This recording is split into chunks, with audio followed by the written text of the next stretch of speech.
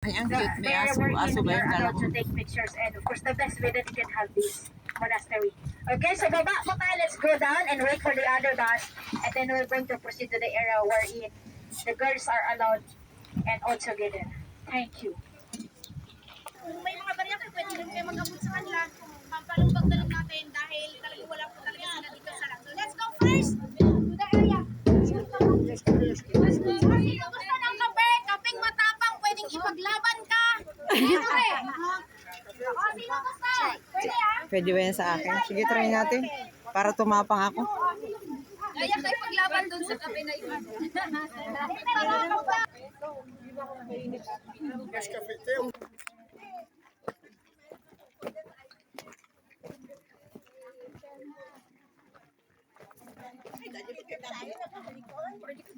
Ano? Umulan. Ay, mataas.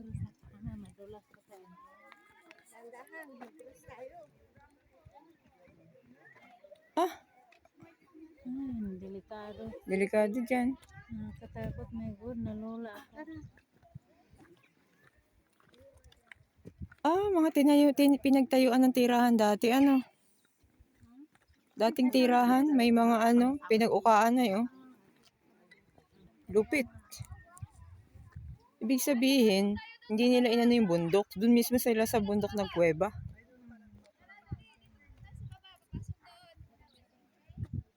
Picture mga ako ni. Oh my God. Ingat ka, Tril, dyan. Dito muna tayo para kasi ang importante yung ano, yung monastery, hindi yung view mo. Paano ka pa? Pwede po bang akyat kayo doon para makapag-ituro ako na may tuturo ko siya rin? Ang ganda naman. Galing naman ang gawa nito. Dito kayo sa taas, no, para maturo natin. Ang ganda. So, yan, habang naghihintay tayo, ayan, pwede kayong umupo pala doon, may upuan sa taas. Habang nangangaral yung... So, we will give you the time to take the picture and video. Picture? Yung ano muna. Now in Marsaba. Okay? Naintindihan nyo? Saan tayo? Marsaba. So, sa Marsaba tayo. So, we are here in the middle of the wilderness and surrounded by the Judean hills and mountains, or the Wadi Kel, or the heartland of the shepherd. Now, exactly, we are here in the spot, or on the spot, and background, or the monastery, or Saint Saba's Monastery, or Marsaba Monastery. Okay? And this is one of the ancient monastery after nung Saint Catherine sa Sinai, sa Egypt. Bakit? Ancient, matanda na. So this is not already young. Ancient, which ancient is almost antique, 100,000, almost 100,000, 1,000.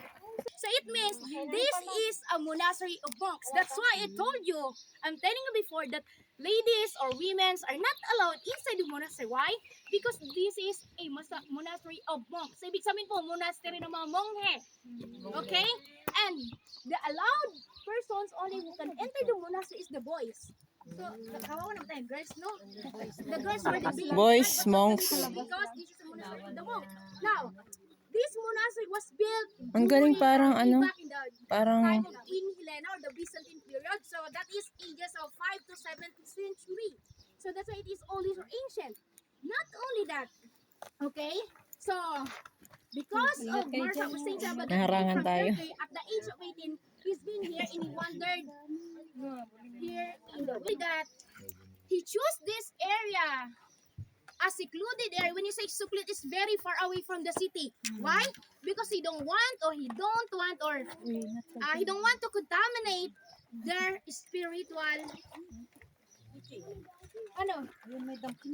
Napakalupit ang pagkagawaan nito. Bangin, itayo nila yan. Spiritual relationship by the non-religious people. So it means they don't want a toxic any food whenever they want. They have only specific food.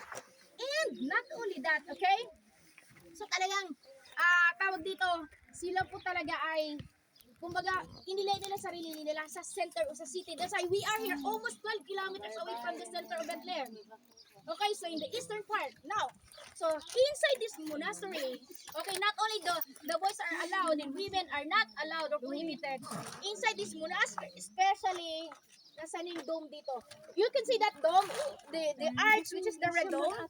So exactly that is the spot where Saint Saba was buried. So that is his burial site. or the tomb of Saba, Saint Saba was buried there. Ha? So we cannot say, we cannot enter girls. No. Nakalibing daw dyan. Saint. He is a saint. He's a monk. What religion was? They were a Greek Orthodox. Okay, as you can see, there is a 4 arms. Dami It means ibon. that this is a monastery of a Greek Orthodox church. And take note, okay, even the mother of Saint Saba was also prohibited to Delikado dyan magtambay sa may gilid. Madulas yan. from this monastery. Asur. Bango Bawal yan. po talaga. That's why his mother was buried. Later on, will be having Saint Theodosius inside Saint Theodosius monastery. So, the women's tower, especially on the top. So, just in that era, or in the women's tower, the mother of Saint Saba viewed the monastery because she is not the same with us girls. No. Okay, so you see, the running water dam is a good source of May tubig pala. May naririnig ang tubig. the running water in the Oo. middle of this terrain Ang lupit. down the valley. That's why Saint Saba chooses this area and location. And the one that came from here, it came from Jerusalem, where we are very near in Jerusalem. And it goes down Ah, from yan here. pala yung sinasabing tubig na dumadali papuntang So from Jerusalem in Kidron Valley, or yung tubig dyan. Oo. from Mount Zion, so it goes to what the water, and it runs here until going to Dead Sea. So he chose this path. And take note, this is Angel. Matanda na talaga siya. So, you see, the wonderful terrain, the Judean hills, the view is amazing. So, we're not going to, this is only the highlights here. Just for them to be able not to be contaminated by the non-religious activities. So, we choose to build this monastery. Okay, now we'll give it a what? So this was formed before Jesus Christ or after? After Jesus Christ. Okay? So, now, we'll give you the time to take pictures and videos. So, if in doubt, you can have, but the best part is you can have here and there, outside. But this is the monastery. So, at least you can sit here and then we'll going to take your Delikado dito. pictures. And later on, we'll be having group pictures. Kakaiba yung damo. Please, if you're going to take pictures, please be very careful because we Delikado. are in the cliff, in the edge. Madulas yan kasi may buha-buhangin. Geography. Please, Be please, careful. videos. And Parang later, grade 12 China ang design. I will have baby later. Ano daw? Naku, ang panira naman po siya. Lubiyakan. Napicturean mo ako doon. Yung nakaharap. Oo. Yung nakatalikod. Nakaharap ako. Mamaya silipin natin ha kung okay yung kuha. Naghanap ako ng sapat ko eh.